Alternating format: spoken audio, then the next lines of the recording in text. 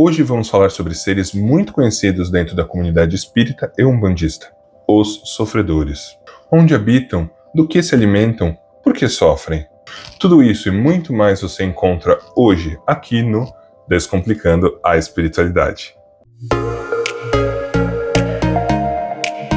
Falar sobre espíritos sofredores não é tão fácil assim. Ainda mais se categorizássemos os tipos de sofrimento, que são inúmeros. Mas como aqui é o Descomplicando e não uma aula de 4 horas de mestrado, vamos falar um pouquinho sobre as bases, sobre o raciocínio da coisa. Galera, todo mundo sofre.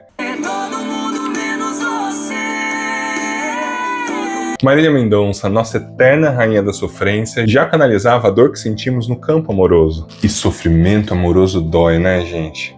Só quem viveu sabe. Existem diversas razões que podem colocar um indivíduo em sofrimento. Um dos mais comuns é o arrependimento. Nem todo sofrimento é por arrependimento, mas todo arrependido sofre demais. E aí, quando perdemos o corpinho físico, que eu já expliquei que é um grande limitador emocional, o sofrimento triplica, quadruplica, enfim, cresce muito. Mas Raul, por que aumenta tanto quando a gente perde o corpo físico? Porque não tem mais nada que interrompa o ciclo da cascata emocional. E aí, quando morremos, estamos na 4ª dimensão. A nossa linha temporal não é igual quando está na 3ª dimensão. Passado, presente e futuro se misturam no ser. E é por isso que ele fica revivendo aquele sofrimento que ele não consegue elaborar. Quando a gente está no corpo físico, volta e meia a gente é trazido para o presente. Voltamos para o passado ou irmos para o futuro, mas estamos de tempos em tempos vivendo no presente. Sem o corpo físico não há essa necessidade de viver no presente. Então o espírito fica fixo na angústia. E quem já trabalhou em centro espírita, centro de umbanda, com apometria, percebe que o que mais tem por aí são espíritos em processo de sofrimento, apáticos, angustiados, sem entender nada. E o pior é que normalmente eles ficam em bandos, porque se estão sofrendo, eles estão na mesma frequência.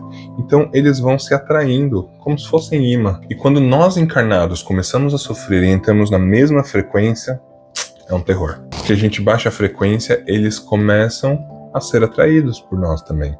E aí, os fluidos de sofrimento deles começam a penetrar no nosso. E o nosso a penetrar no deles, assim como todos eles fazem entre si, e aí vira um looping, uma retroalimentação. E é por isso que é difícil, porque às vezes a gente começa a sentir coisas que não são nossas. A gente sofre um pouquinho por alguma coisa e já quer voltar. Mas, se existem espíritos que estão ali em sofrimento em volta, quando a gente desce na frequência, se misturam os sentimentos.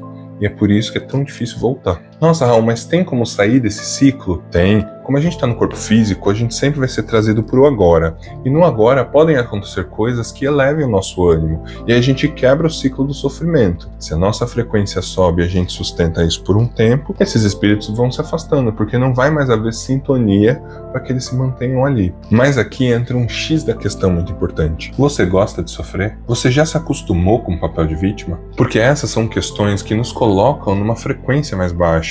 Isso se torna um padrão, isso se torna uma assinatura energética. E aí, de tempos em tempos, a gente sempre cai, essa galera se amontoa na gente, piorando o nosso quadro, e se instala a piscininha de cocô. E aí você vai no centro, toma um passe, toma uma defumação, esses espíritos são recolhidos para ser levados para tratamento, e você tá limpinho, sai leve e radiante. Mas se você tiver esse hábito da sofrência, e na primeira esquina que você virar, ouvir a música tocar,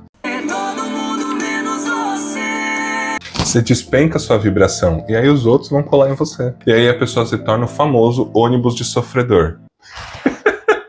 Não tem famoso, acabei de inventar. Então perceba que não é apenas fazer uma limpeza no seu campo energético, mas também cuidar das suas emoções, ajustar aí dentro, para que você consiga viver de uma forma mais feliz. Porque a gente fala do objetivo da vida, mas o objetivo da vida não é ser feliz. A felicidade, ela é o que nos norteia para o melhor caminho. Felicidade é uma bússola. Senão as pessoas acham que precisa estar feliz o tempo todo. Gente, somos um emaranhado confuso de emoções. Tipo um novelo de lã. Os mentores terrenos já estão acostumados com a gente, mas os mentores de outros planetas, eles sofrem para entender porque a gente se bagunça tanto. Mas como eles mesmos falam, somos fascinantes.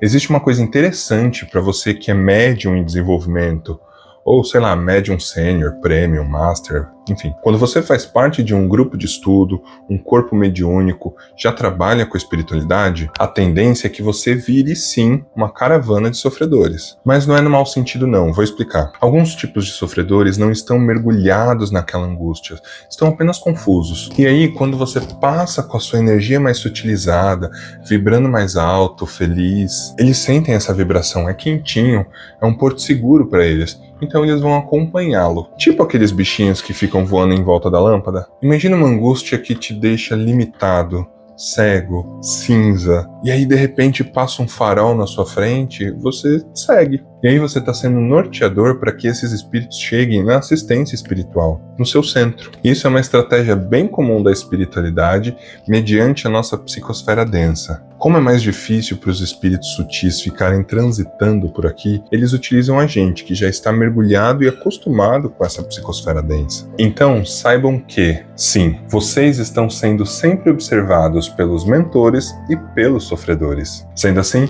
lembrem-se sempre de ser bons exemplos, pois sempre tem alguém olhando. E é isso, galera. Vou ficando por aqui. Um beijo e tchau! Todo mundo menos você. Todo mundo vê, todo mundo